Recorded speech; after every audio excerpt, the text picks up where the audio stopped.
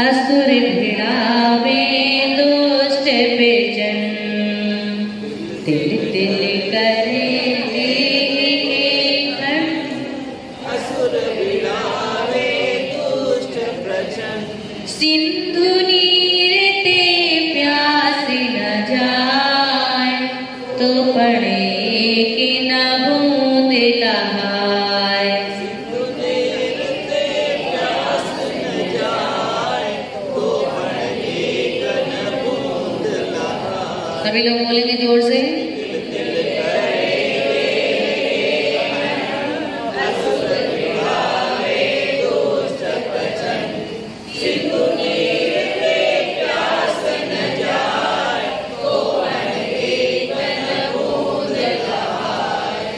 क्या कह रहे हैं?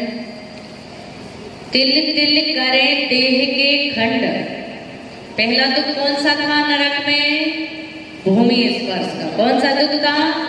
भूमि स्पर्श का। दूसरा दुख वैतरणी नदी का। तीसरा दुख, चौथा दुख ठंडी का। पांचवा दुख गर्मी का।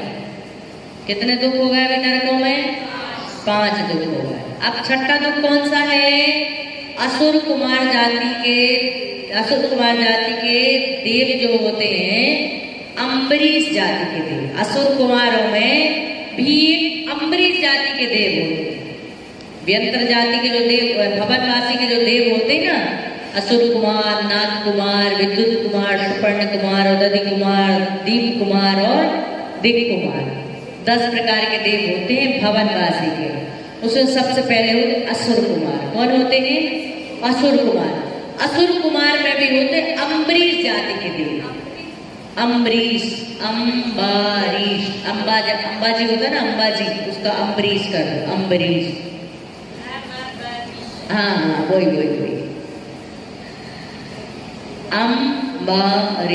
अम्बरीश। अम्बरीश जाति के जो देव होते, असुर कुमारों में भी एक जाति होती है अम्बरीश। तो अम्बरीश जाति के जो देव होते हैं, उन अम्बरीश जाति के जो देव होते हैं, वो जा करके वहां नरकों में क्या करते हैं? एक दूसरे नारी को क्या कर देते हैं? भिड़ाते हैं। एक दूसरे का बैर याद दिलाते हैं कि फलाना तुम्हारा ये करता था। जैसे माँ है, पुत्र भी नरक में गया है और माँ भी नरक में जाती है, तो वो असुर कुमार जाति के देव कहते हैं, तुम्हारी जो माँ थी ना, जो आपको काजल लगाती थी, हम किस लिए काजल लगाते अपने बच्चे के लिए? किस लिए लगाते? आंखें अच्छी हो, सुंदर लगे और नजर भी ना लगे, इसलिए अपने बच्चे की सुरक्षा के लिए काजल लगाते हैं। लेकिन वहां क्या भिड़ाते वो? अरे तुम्हारी आंखों में उंगलियां डालती थी तेरी माँ, और तेरे आंखों को फोड़ने का प्रयास करती थी। ऐसे नाना तरह की, जब सोचते ना, बच्चा छोटा होता है, 10 लगते हैं, बार बार उसको लगता है, तो हम क्या करते हैं? कौन हाथ कटिया है, कौन क्या करे, तो क्या करते हैं? बच्चे को क्या करते हैं? पानी डालते जाते हैं बच्चे को,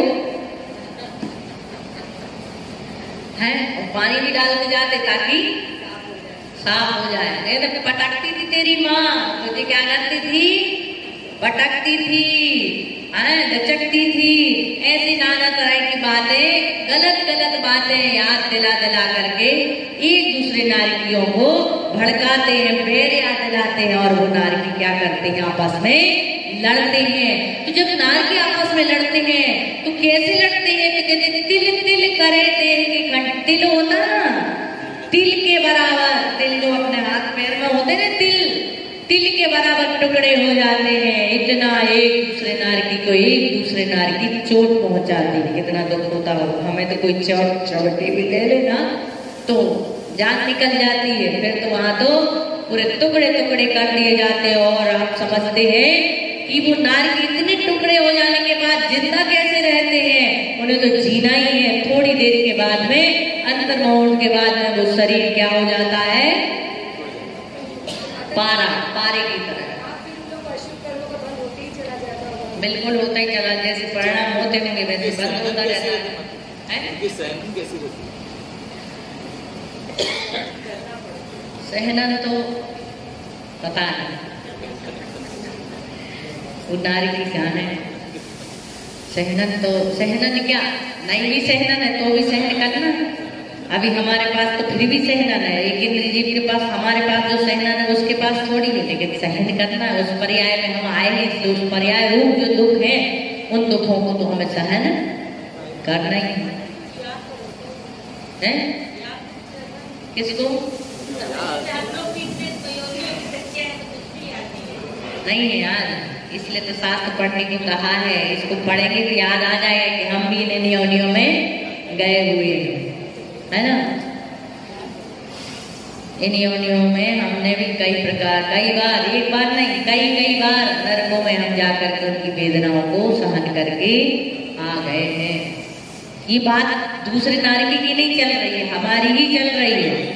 हमारे लिए ही वर्णन निकल रहा है कि इनका अनुभव हमने किया हुआ है। 84 लाख योनि होती ना, तो इन योनियों में कितने बार भटके हैं, कई बार हम भटके हुए हैं।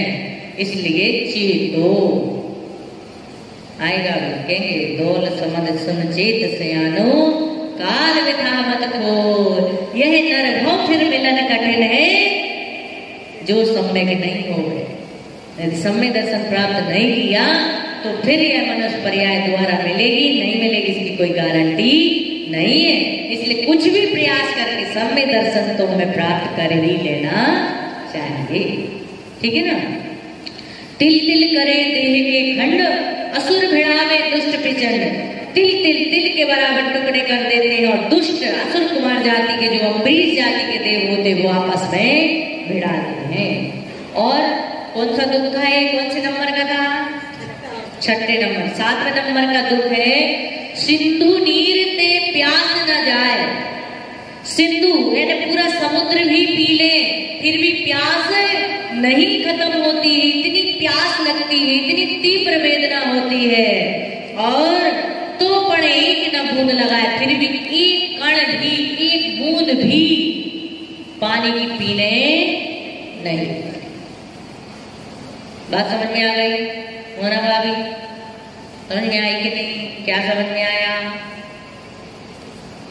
क्या समझ में आया? असुर कुमार जाति के देव जो है नरकों में जाकर के, कौन से नरक तक जाते हैं वो? तीसरे नरक तक जाते। कहाँ तक जाते हैं? तीसरे नरक। तीसरे नरक से नीचे तक नहीं जाते, वहां तक उनका निवास है, वो वहां तक जाते हैं और वहां पर जाकर के क्या करते हैं? बिड़ा के आ जाते। अच्छे भी जाते हैं। सीता का जीवन गया था, लक्ष्मण रावण को संबोधन करने के लिए, बलभद्र का जीव गया था श्री कृष्ण को संबोधन करने के लिए, है ना। तो जो समय दृष्टि जीव हैं वो संबोधन करने के लिए जाते हैं और जो मिथ्या दृष्टि जीव हैं वो भड़काने के लिए जाते हैं, है ना। कौतुक है। जैसे कई लोग, महिलाओं की आदत होती है इधर से उधर, उधर से उधर भिड़ाना, है ना। अब जमाने में तो कम हो गई, पढ़े लिखे हो गए, समझदार हो गए, लेकिन पहले जमाने में तो बहुत थी। कुछ लोगों में भी होती, जिसको कहते हैं बिना माचिस की आग लगाना, है ना। तो इतनी प्यास लगती। बात समझ में आ गई? असुर कुमार जाति के देव भिड़ाते हैं तो क्या होता है? कैसे लड़ते हैं नारकी? एक दूसरे के टुकड़े तिल के बराबर। प्यास कितनी लगती है? पूरे समुद्र का जल भी पी ले फिर भी प्यास नहीं बुझती है।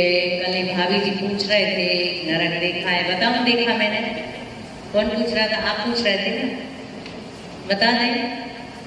एक बार हम नरक गए, हुआ ये था कि अभी इसमें ही आएगा सिंधु नीर से प्यास न जाए, ये हो गया। अभी आएगा 3 लोग को नाज झुकाए, मिटे न भूख कड़ा न लाए। ऐसे ही हुआ था कि त्रिलोक पन्नति का विषय चल रहा था, 3 लोग का वर्णन चल रहा था, उसमें नरकों का वर्णन चल रहा था। और स्वाध्याय चलते चलते मतलब मन में प्रश्न था, मन में एक विकल्प था क्या कि नरक कैसा होता है, आखिर स्वर्ग कैसा होता है। आप लोगों के मन में भी आता है ना, अगर होता क्या है। तो मेरे मन में भी प्रश्न आया कि आखिर नरक कैसा होगा। मुझे नरक देखना है, मुझे स्वर्ग भी देखना है और मुझे नरक भी देखना है। ध्यान से सुनना। अब मैं मंदिर में जाकर के बैठ जाती हूँ और टिक के बैठती हूँ। और जैसे टिक के बैठी, थोड़ी सी मतलब टिके तो नहीं थे, लेकिन आज थोड़ा सा सहारा पीछे था कि कहीं उड़ के तो सहारा है। ध्यान में बैठे हुए थे और जैसे ध्यान में बैठे हुए थे कि थोड़ी सी झपकी आ गई और झपकी आने में मुझे दिखा मैं एक दीवार पे बैठी हुई हूँ। और दीवार पे बैठी हुई एक तरफ देखते क्या है कि बहुत दुखी लोग, बहुत क्लांत लोग, मतलब बिल्कुल रूखे लोग, बिल्कुल तेज नहीं उनके चेहरे पे, झुर्रियां की झुर्रियां, पूरा शरीर एकदम झुंझला हुआ है। ऐसे लोग, मुझे बड़ी दया आई कि ऐसे लोग ऐसे बैठे हुए हैं, इन्हें खाने नहीं मिलता क्या, इसलिए इनका शरीर एकदम मुरझाया हुआ है। देखते क्या है कि वहां थाल रखे हुए हैं बड़े बड़े। आप देखना छेड़ाला में, चित्र वाली छेड़ाला होती ना, उसमें बने हुए, इसमें नहीं है। चित्र वाली एक छेड़ाला है, थोड़ी सी मोटी है, इतनी छोटी है, उसमें चित्र बने हुए। वो सब मैंने देखा था बचपन में कि थाल वगैरह रखे हुए, बड़े बड़े थाल भरे भरे रखे हुए। देखते क्या है कि उसमें मैंने सोचा इनको खाना नहीं मिलता, लेकिन खाने के लिए तो इतना सारा भरा पड़ा है, फिर ही इतने रूखे सूखे क्यों हैं, इन्हें कोई खाना नहीं देता है। लेकिन ऐसी भी कोई बात नहीं थी।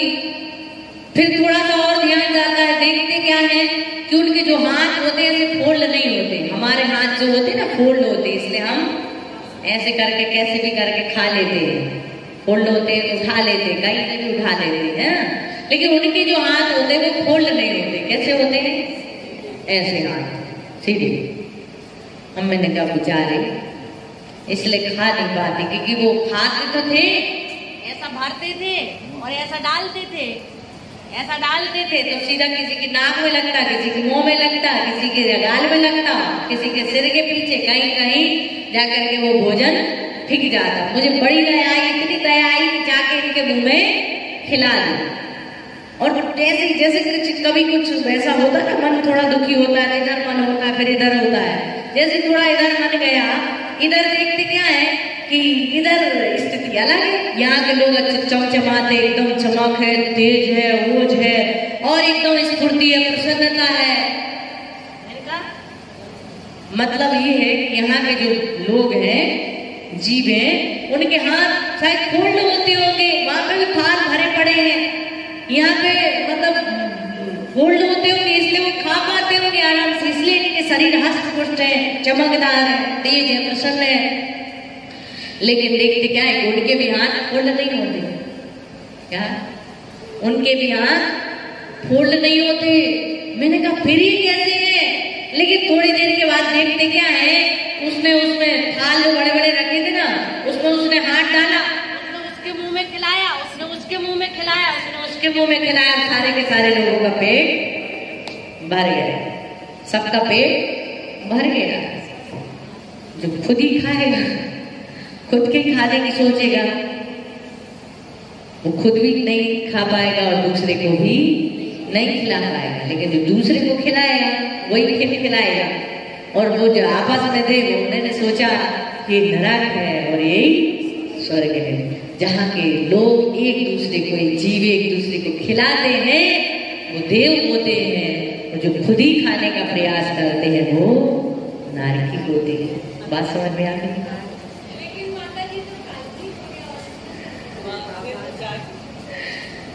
काल्पनिक नहीं है, ओरिजिनल ही है। हकीकत यही है कि जो दूसरों को खिलाता है वही खिलाता है। देव कौन है? जो दूसरों को देता है वो देव है, तो जो स्वयं रखता है वो दानव है ना। तो नरक कहीं ऊपर नीचे नहीं है, नरक यही है सब कोई। वो नरक हमने नहीं देखा कि कैसा है, लेकिन हम यही नरक का और स्वर्ग का जीवन जीते हैं, जहाँ पर एक दूसरे के अंदर प्रेम की, सद्भावना की भावना होती है, वही स्वर्ग है। और जहाँ पर क्लेश है, लड़ाई है, बेमनस्ता है, खिंचतानी है, वही नरक है ना। और वही जीव नरक में जाते हैं। क्या ये एक देश हो गया, वो सब देश। हाँ चलिए, तो बात समझ में आ गई। तो अब चलते हैं यहाँ पर। जो अम्बरीश जाति के देव होते हैं वो भवनवासी देव होते हैं। कौन होते हैं? भवनवासी का ही एक भेद होता है, जिनमें असुर कुमार जाति के देवों में ही वो पाया जाता है।